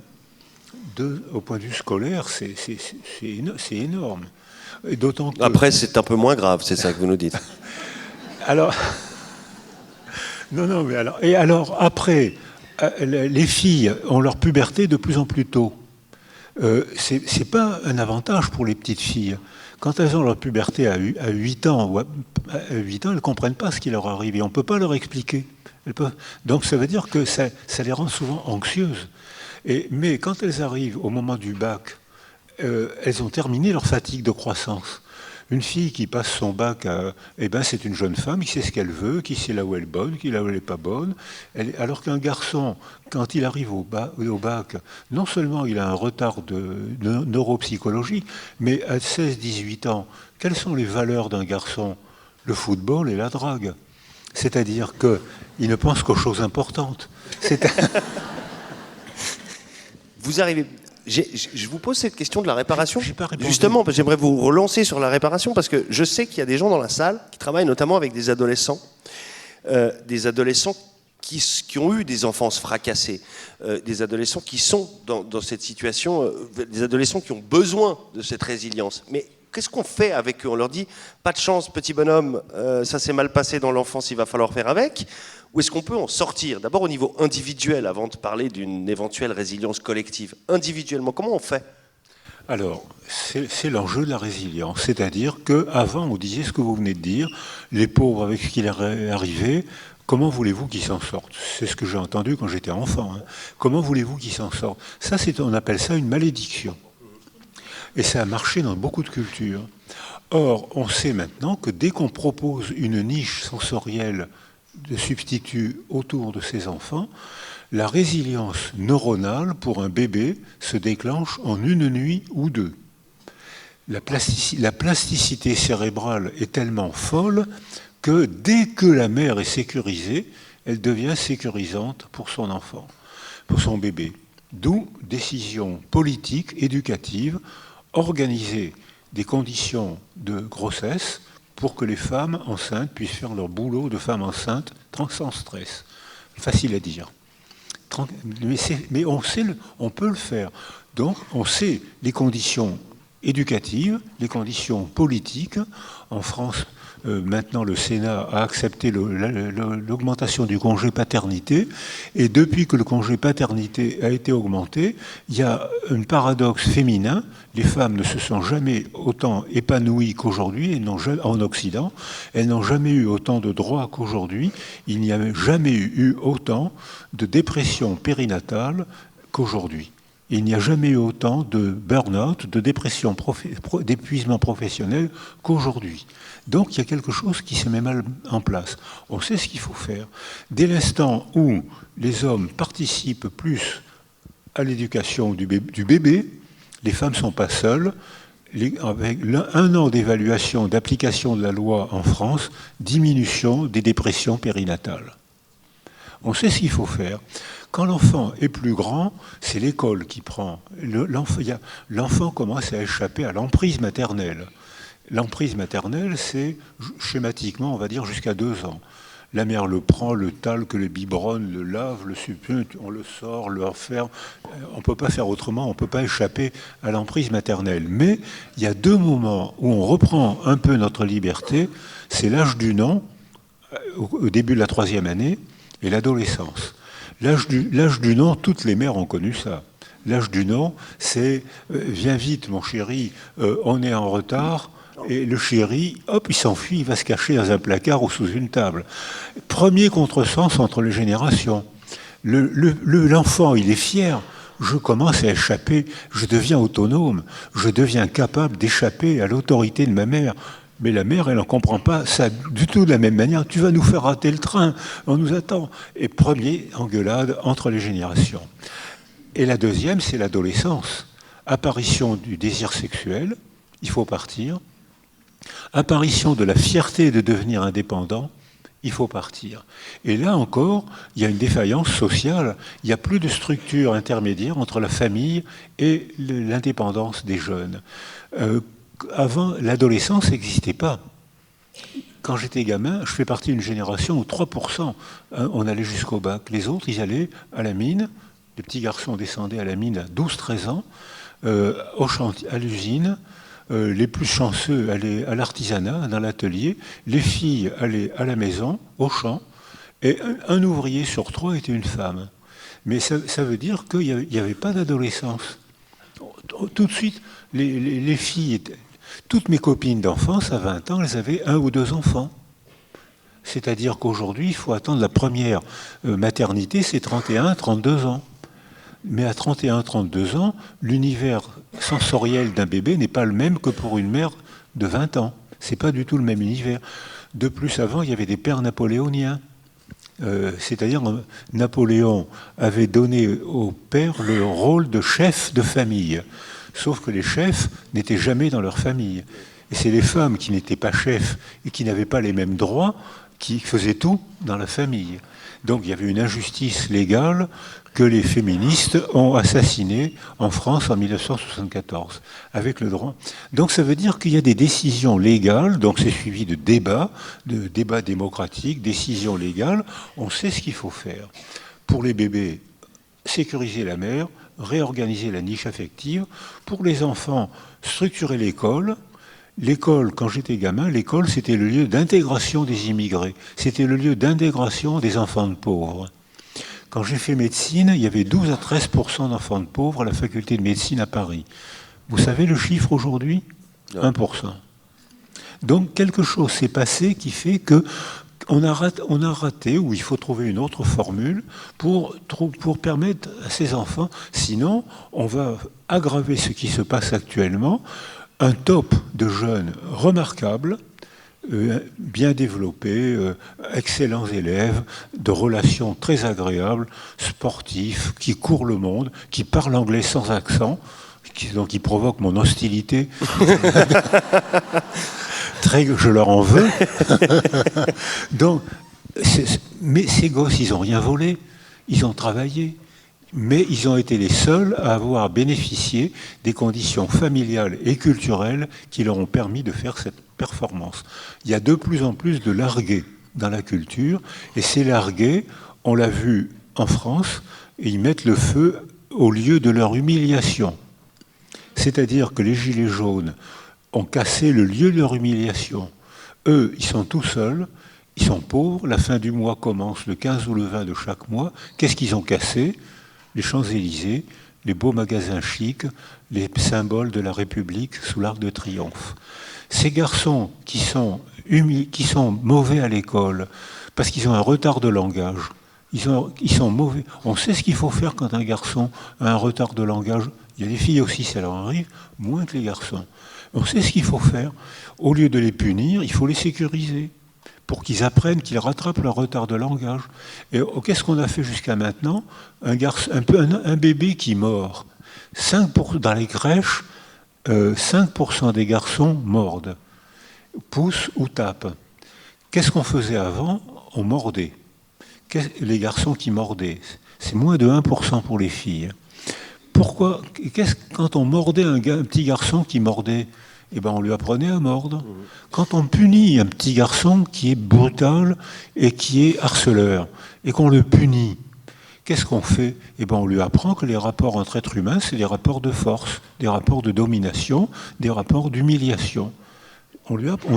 Donc on sait ce qu'il faut faire. Il faut donc changer de culture éducative. Facile à dire. On est ici invité par le département de la cohésion sociale et de la solidarité dans un événement qui s'appelle une ville en transition. Comment est-ce que ces mécanismes individuels de la résilience peuvent opérer au niveau collectif? Quels sont-ils? Quelles sont les recettes? Quels sont les secrets? Vous parlez, je crois, de culture et d'éducation développée. Alors j'ai eu la chance d'être invité pour travailler au Japon. Et je suis tombé amoureux de cette culture, leur gentillesse, leur politesse, leur culture et leur efficacité au travail. Vraiment enchanté. Et beaucoup de philosophes japonais me disaient « L'individu est une illusion de la pensée occidentale ». C'est-à-dire qu'il n'y a pas de vrai individu. Dans le ventre des femmes, on est déjà sculpté, non pas par la mère, mais on est déjà sculpté par le malheur de la mère. Donc on est responsable. Si elles sont malheureuses, c'est que le mari, la famille, la société, le quartier n'ont pas fait leur propre développement. Quelque chose s'est mal passé, qui ne dépend pas de la mère, et encore moins du bébé qu'elle porte. Or, le bébé qu'elle porte a des dysfonctions cognitives, non pas à cause de la mère, je souligne, à cause du malheur de la mère.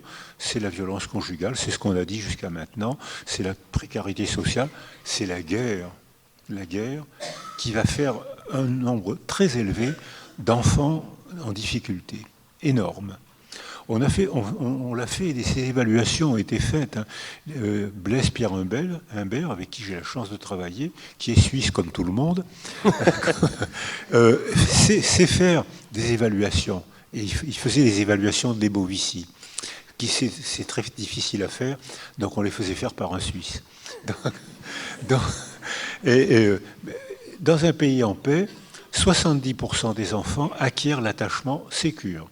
Ils savent sourire, ils savent parler, ils savent tendre les bras, ils savent dire ça va pas, ils savent établir des relations. C'est des enfants faciles à aimer. 30% des enfants n'acquièrent pas cet attachement sécure, ils sont plus difficiles à aimer. Dans un pays en guerre, c'est 30 à 40% de la population. On a fait cette évaluation à Beyrouth. Il y a eu 16 ans de guerre civile à Beyrouth, provoquée par ce qui provoquée par les Palestiniens, qui provoquait exactement ce qui se passe actuellement. Il y a eu 16 ans de guerre civile à Beyrouth, de même qu'il y a eu la guerre contre la Jordanie, c'est parce que le gouvernement de Jordanie a chassé les Palestiniens. Ça a été le début. Tant qu'on n'aura pas réglé ce problème palestinien, ça va se répandre. Donc c'est la paix qui va régler ce problème, c'est pas les armes. Alors, il veut m'interrompre. Je ne veux pas vous interrompre, j'ai envie de vous... C'est pas interrompre le mot, j'ai envie de vous ramener comme ça sur les rails de la résilience collective. J'ai envie de quitter la Palestine pour revenir sur le quartier, l'acte créateur, la pièce de théâtre, le maillage, le lien. Alors, donc, on sait ce qu'il faut faire. pour les mères. J'ai fait les électroencéphalogrammes de ces enfants abandonnés parce que la mère était en difficulté, donc ces enfants vivaient en appauvrissement affectif. Dès que des psychologues, des assistantes sociales, des métiers de la petite enfance se sont occupés de la mère, les électroencéphalogrammes que je faisais avec ces enfants se sont régularisés en une nuit ou deux, parce que la niche sensorielle avait changé. Donc le cerveau des enfants se remettait, ils étaient sécurisés, le cerveau se remettait à bien fonctionner. Donc quand le cerveau fonctionnait bien, la sécrétion des hormones de croissance se remettait en place, la sécrétion des hormones sexuelles, tout se remettait à marcher. Il n'y avait plus qu'à attendre et l'enfant pouvait bien se développer s'il n'y avait pas d'autres traumas. On sait ce qu'il faut faire quand les enfants parlent. Il faut donner la parole aux artistes. Parce que l'art a une fonction importante dans la résilience. On le disait, il faut la musique. Olivier Houdet a montré, photographié, comment la musique chez des bébés préverbaux stimule les neurones autour de ce qui va devenir la zone du langage. Apprendre la musique à des bébés, c'est les permettre d'apprendre à parler. Et un bébé qui parle, c'est un bébé qui se socialise, qui dit je t'aime pas. C'est un bébé avec qui on établit une relation humaine. Donc la musique peut faire ça. Le sport peut le faire aussi. Quand j'étais gamin, au lycée, et je jouais au rugby, les Suisses ont un grave handicap, ils n'ont pas d'équipe. Ils sont pas très bons en rugby. Ils n'ont pas d'équipe de on rugby. joue du côté d'Hermance et de Nyon, je crois. Il y a 2 clubs qui sont pas mauvais. Ils se privent d'un grand plaisir. Et j'allais faire de la musculation dans une salle, comme le font les rugbyman aujourd'hui. Donc j'allais faire de la musculation avec les danseurs du Casino de Paris, qui eux aussi faisaient de la musculation.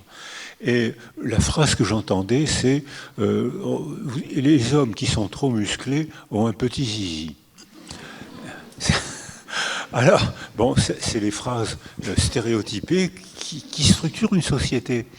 Or, maintenant, la neuroimagerie montre que quand un pianiste joue, il stimule les zones cérébrales des doigts. J'ai cru que vous alliez dire autre chose. Et que au contraire, il stimule la zone des doigts qui s'hypertrophie. Pour le zizi, on n'a pas encore fait l'expérience. Voilà, on n'a pas encore, mais on va les faire. L'acte, les gens qui sont là vont poser des questions, donc je bouffe, le temps file beaucoup trop vite, je vais devoir vous livrer à la salle. J'ai pas du tout envie, j'ai envie de vous garder pour moi, mais c'est quand même, c'est pour vous qu'il est venu. Les gens qui sont là vont poser des questions, et ils vont, vous allez répondre, ils vont rentrer chez eux, ils vont dormir, puis demain ils vont se réveiller. Il y aura toujours la guerre au Proche-Orient, il y aura toujours le péril écologique, il y aura toujours l'éco-anxiété ambiante, il y aura toujours ce monde extrêmement difficile à vivre. Question toute bête pour terminer, en ce qui me concerne, quel conseil est-ce que vous avez envie de donner à tous ces gens qui nous écoutent et qui sont venus vous écouter? Alors j'ai un conseil à leur donner, n'écoutez jamais les conseils. Faites votre propre chemin. Et les praticiens, alors ça c'est il y a des reproches qui sont faits aux théories de la résilience, comme il y a des reproches qui sont faits aux théories de l'attachement, comme il y a des reproches qui sont faits à la psychanalyse, qui font partie d'ailleurs de l'esprit scientifique. C'est pas le dogme qui doit tomber du ciel. On dit quelque chose, il faut le soumettre à l'épreuve du tribunal des autres et l'épreuve du tribunal de la méthode expérimentale, et puis ensuite l'épreuve des praticiens. Parce que les praticiens, à qui on ne donne pas assez la parole, ont un savoir différent de celui des laboratoires. Ce n'est pas les mêmes savoirs. Par exemple, on nous dit, quand j'étais praticien, on nous donnait des brochures en papier glacé disant que les médicaments étaient des merveilles. Ça bloque là, ça augmente la sécrétion là, ça tourne, et hop, il est guéri. Alors nous, on était émerveillés, on disait, mais ça c'est bien, alors le papier glacé, et puis il est guéri, alors ça on était contents. On donnait les médicaments, et on avait un validateur, c'était le patient, qui nous disait, depuis que vous me donnez ces médicaments, j'ai la bouche sèche, je suis constipé, mais je suis toujours pas guéri. Donc, le terrain est une validation différente du laboratoire. Ce n'est pas exclusif. Les scientifiques nous fournissent des données bouleversantes, passionnantes, nécessaires. Il ne faut pas leur donner tout le pouvoir, il ne faut pas leur donner toute la parole. Donc, on rejoint votre question de tout à l'heure. Si on donne toute la parole, c'est le langage totalitaire. Donc, il faut donner la parole aux scientifiques, mais pas toute la parole. Les praticiens sur le terrain ont un autre savoir, il faut leur donner la parole. Les Québécois commencent maintenant à faire des carrières universitaires aux infirmières. Et j'ai été fait honoris causa dans 2 universités d'Amérique du Nord. La présidente était une infirmière. Elles font des performances, elles ont un savoir. Donc il y a un autre savoir. Donc je pense que ça, c'est une autre conception de l'éducation.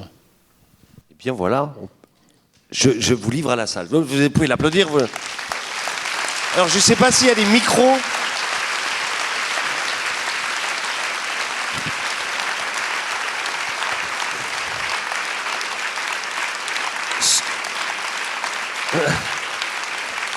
Ce que je vais faire, c'est que on va le faire à la Landsgemeinde, à la main levée. Donc, premier venu, premier servi. Je vois pas bien parce que je suis ébloui par. Je sais que c'est très intimidant comme ça de se lancer, de poser une question devant tout le monde. Sinon, je continue. Hein, moi, j'en ai encore pas mal.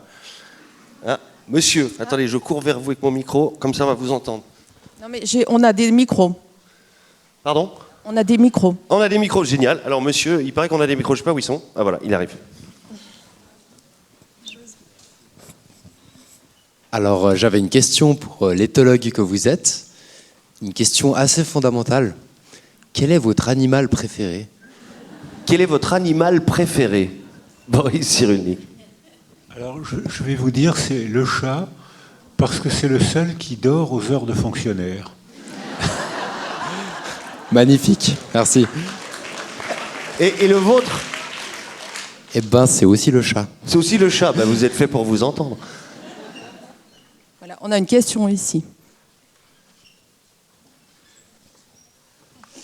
Oui, bonsoir. Donc moi, ma question, c'était, au début de votre conférence, vous avez beaucoup parlé des conflits qui se passent voilà, dans... Vous entendez bien ? Mal, mais je répéterai comme ça. D'accord, ouais. Je dis, ouais, donc au début de votre conférence, vous avez beaucoup parlé de tous les conflits qui se passent voilà, au Proche-Orient, aussi en Ukraine et compagnie.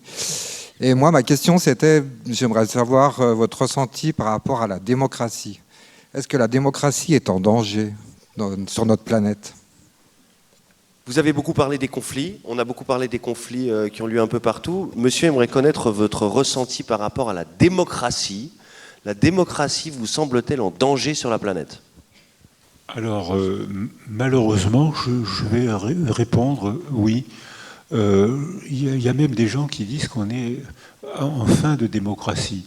Et si c'est vrai, alors il y a des gens dans la salle qui sont plus compétents que moi, mais si c'est vrai, ça m'inquiète beaucoup. Mais il faut constater qu'aujourd'hui sur la planète, regardez le nombre de dictateurs qui ont été élus démocratiquement.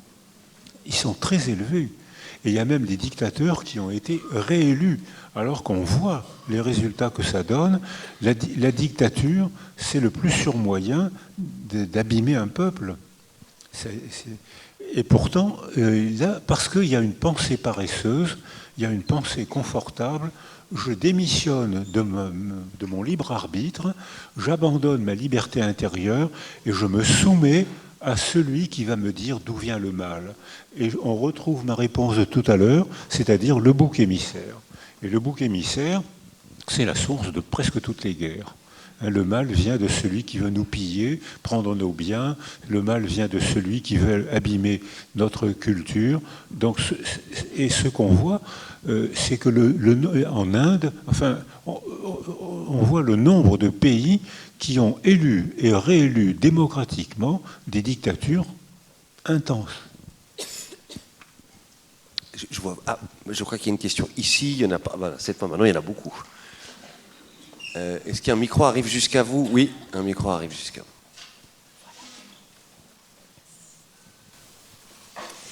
Bonsoir. Moi, j'ai une question concernant les 3% dont vous parliez ces 3% qui peuvent induire un mouvement destructeur, ces 3% seraient-ils possibles également dans une autre dynamique finalement? Est-ce que 3% de la population pourrait induire un mouvement constructeur, créateur? Très très bonne question. J'ai essayé de lui faire honneur en la répétant. Vous parliez des 3% de Moscovici, hein, ces 3% qui sont capables, s'ils sont bien financés, etc., de tous les pires des projets. Est-ce que ça marche dans l'autre sens? Est-ce que 3% de gens bien intentionnés peuvent... voilà, je vous ai dit qu'il aimerait la question. Et, vous l'avez comprise. Alors oui, ça, c'est Serge Moscovici nous dit qu'est-ce qui déclenche un phénomène culturel? C'est pas forcément la raison. Alors 3%, une petite population active, libre, financée par l'argent tombe d'on ne sait où, peut très bien déclencher un phénomène psychosocial. Mais comment se passe l'évolution culturelle? Généralement, c'est un petit groupe de chercheurs, de philosophes, de biologistes qui prennent la parole. Au début, les innovateurs, la démarche scientifique, au début, elle est critiquée presque toujours, puisque les scientifiques mettent dans la culture quelque chose qui n'y était pas. Donc au début, les scientifiques sont marginaux. Et on voit que, pareil, alors dans mon livre, je savais que vous poseriez cette question aujourd'hui, donc dans mon livre, je prends l'exemple de Laennec. Laennec, c'est un praticien. Un jour, il passe dans le jardin du Louvre et il voit des enfants jouer avec un tronc d'arbre. Et il donne des coups sur une extrémité du tronc d'arbre et des autres enfants de l'autre extrémité entendent des sons. Alors que si on tape comme ça, sans mettre son oreille à l'autre extrémité, on n'entend pas de son. Alors il se dit, mais dans ce cas-là, qu'est-ce qui se passe dans la poitrine? Il y avait beaucoup de tuberculose à l'époque de Laennec. Qu'est-ce qui se passe dans la poitrine de quelqu'un qui a une tuberculose dont on voit les dégâts après la mort? Puisque les explorations d'aujourd'hui n'existaient pas. Et alors il a cette idée de prendre un journal, de le mettre sur la poitrine d'un patient, d'un malade, et il entend des sons qu'il n'entendait pas à distance. Donc les enfants lui permettent de devenir innovateurs. Donc il invente le stéthoscope, et à partir du stéthoscope, il invente la sémiologie clinique, et puis donc ça a été une révolution culturelle. Incroyablement critiquée. C'était nouveau. Et notamment, beaucoup d'universitaires qui étaient en place à cette époque-là ont reproché à Laennec de vouloir gagner de l'argent avec le stéthoscope. Et donc pour eux, c'était pas une démarche scientifique. Donc il a été très critiqué. Et chaque fois qu'il y a... Alors, l'avantage du milieu scientifique, c'est qu'il y a une sélection culturelle des idées. On peut proposer une hypothèse, même délirante. On peut proposer toutes les hypothèses qu'on veut. Ensuite, il faut les soumettre au tribunal de la méthode expérimentale et au tribunal du milieu. Et au tribunal des praticiens. Beaucoup de praticiens, beaucoup de médicaments disparaissent parce que les praticiens disent, vous pouvez maintenant, j'ai une expérience, j'ai mon expérience, vous pouvez me faire tous les brochures en papier glacé que vous voulez, ça ne marche plus, je ne vous croirai plus, je crois mon patient. Donc ça veut dire qu'il faut soumettre les scientifiques au milieu. Mais quand, sur le plan politique, une minorité peut très bien recevoir des fonds pour déclencher des guerres. Oui, mais l'inverse est vrai aussi. Vous avez l'air de dire que oui, 3% de gens bien intentionnés peuvent-ils déclencher le contraire d'une guerre, à savoir améliorer le monde? Il m'a entendu penser. C'est-à-dire que l'innovateur scientifique, ça peut être un innovateur littéraire.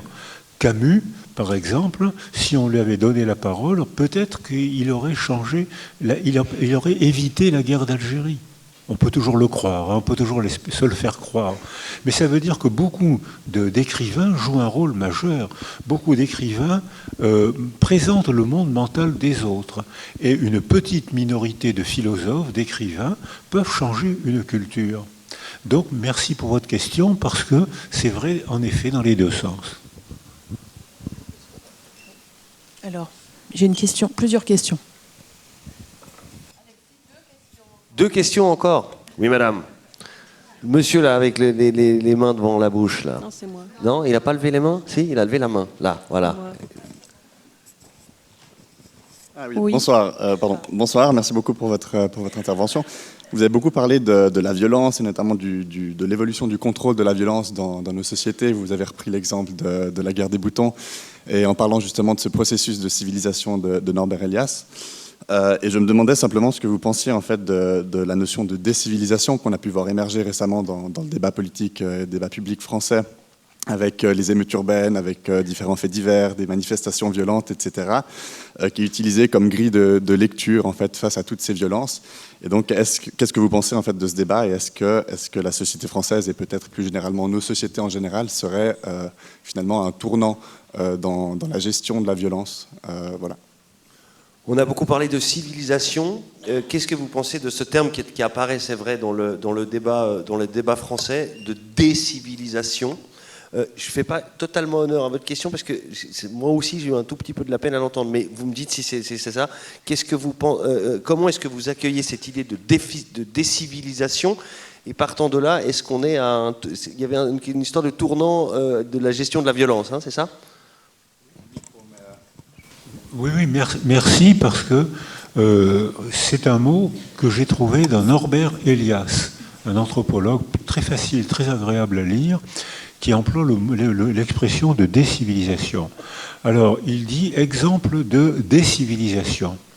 Une princesse vénitienne va en Turquie et la politesse à Venise, la politesse consiste, à l'époque de cette princesse, consiste à partager un plat, ce que font encore beaucoup de pays du Proche-Orient, partager un plat, se servir d'une seule main, la main droite, et puis donc il y a tout un rituel qui se met en place qui prouve qui veut dire, ce rituel veut dire, on appartient au même groupe social puisqu'on a les mêmes comportements de politesse.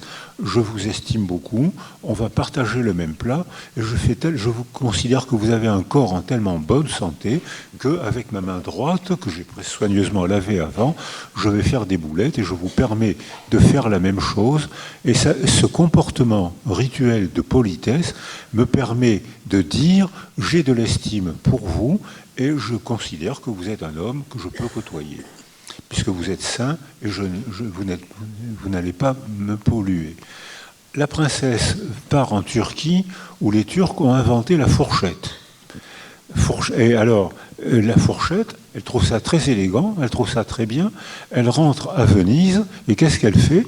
Alors elle prend un manche soigneux, j'imagine. Ah non, on a vu la première fourchette soigneux, élaborée avec des fourchettes. Elle va piquer les aliments et elle se désolidarise. Et par ce comportement, elle signifie aux autres, je ne veux plus partager, mettre les mains dans le même plat que vous, parce que vous êtes peut-être malsain. Donc son comportement de décivilisation fait qu'aux yeux des autres, elle paraît méprisante. Et à ce moment-là, peu de temps après, elle chope la syphilis, et on a la preuve que Dieu l'a punie, puisqu'elle est syphilitique, parce qu'elle a transgressé. Alors, Macron a employé ce mot décivilisation. Je l'ai appris il n'y a pas longtemps par mon ami Jean Viard, qui était invité à un repas avec Macron. Et Fourquet, il parle des phénomènes dont j'ai parlé tout à l'heure, c'est-à-dire ces sales gosses, hein, ces pauvres gosses qui mettent le feu à leur école, parce que leur école est le lieu de leur humiliation. Donc ils mettent le feu à l'école, et Fourquet lui dit, eh bien, c'est un symptôme de décivilisation. Or, Macron a sûrement été très heureux, il l'a employé, ça a provoqué un débat de beaucoup de gens qui n'avaient pas lu Norbert Elias. Donc Norbert Elias est très convaincant quand il parle de la fourchette turque. Il est très mais quand Macron a employé ça, tu méprises les jeunes. Il ne méprise pas les jeunes. Il ne les méprise pas. C'est-à-dire qu'il n'y avait pas de culture partagée. Et les gens qui l'ont critiqué ne savaient pas que c'était un concept précis de la culture que vous vérifierez dans la culture des mœurs de Norbert Elias. Ben voilà. Une dernière question, j'ai le droit? Oui. Ici. Non, pas ici. Ah, il faut se battre pour la dernière question, ça va être terrible. Oui, alors j'avais une question, c'est est-ce que, Monsieur Cyrulnik, vous avez de l'espoir pour l'humanité et l'être humain intelligent? Et si oui, dans l'affirmative, sur quoi basez-vous cet espoir? Est-ce que vous avez Boris Cyrulnik, c'est une bonne dernière question ça. Est-ce que vous avez de l'espoir pour l'humanité, pour la civilisation? Et si oui, c'est ça la question? Et si oui, quelle est la recette? D'où vient cet espoir chez vous? Oui, j'ai un espoir tragique. C'est que je pense qu'on refera une autre manière de vivre ensemble après la catastrophe. C'est pour ça que c'est tragique. L'évolution biologique se passe toujours par des catastrophes. Il y a une catastrophe climatique, apparaît une autre espèce. Il y a une catastrophe géographique, apparaît une autre organisation du territoire. Apparaît une catastrophe sociale, on change de culture. Apparaît une pandémie, il y en a eu des pandémies dans l'histoire humaine. Celle qui est la plus documentée, elle part de Marseille, c'est la pandémie de 1348, il y a eu des pestes noires, des pestes, tout. Mais elle a été, là, il y a plein de documents, il y a des archives que j'ai vues au musée de Marseille, il y avait de belles archives où on comprend ce qui s'est passé. Un Européen sur 2 est mort en 2 ans. Catastrophe. Plus possible de remettre en place les mêmes manières de vivre ensemble. Il n'y a plus personne pour cultiver la terre. Les paysans qui étaient des serfs, on les payait pas, c'est une sorte d'esclavage moins violent que l'esclavage, mais on les vendait. On vendait des serfs. Ils ne pouvaient pas faire de famille. Ces hommes étaient vendus. Il y a tellement peu de paysans que si on veut manger des légumes, il faut les courtiser et les payer. Et les paysans qui étaient des serfs deviennent des métiers estimés. En quelques années, la catastrophe de la peste de 1348 a métamorphosé les rapports sociaux. Avant, ce qui comptait, c'était le groupe humain. Et puis la maison n'avait pas de valeur. Ce qui comptait, c'était d'être paysan. Tout le monde était paysan, c'était de travailler dehors. On rentrait dans des abris, il n'y avait pas de vraie maison. Mais après l'épidémie de 1348, on constate que ceux qui ont survécu, c'était ceux qui avaient des maisons, parce qu'ils avaient pu s'isoler dans ces maisons. Quelques années après, on voit apparaître l'architecture de l'intérieur, l'architecture où l'on peut se protéger. On voit apparaître des lieux de protection. L'art est complètement modifié. Il faut inventer une nouvelle forme d'art parce que désormais, on veut esthétiser les maisons où on se sent en sécurité. Et on voit apparaître des tableaux avec des pichets, avec du gibier, avec des fruits, avec des légumes. Alors qu'avant, les légumes, ils étaient dehors, on les mangeait n'importe comment, puis on jetait les débris. Et après 1348, les légumes sont esthétisés. On fait des tables avec des tapis, avec des seaux d'eau et avec des poires, des pommes, des raisins qui font l'art en quelques années. L'art a changé. Donc oui, bien sûr, on évoluera après la catastrophe. Boris Cyrulnik, mesdames, messieurs.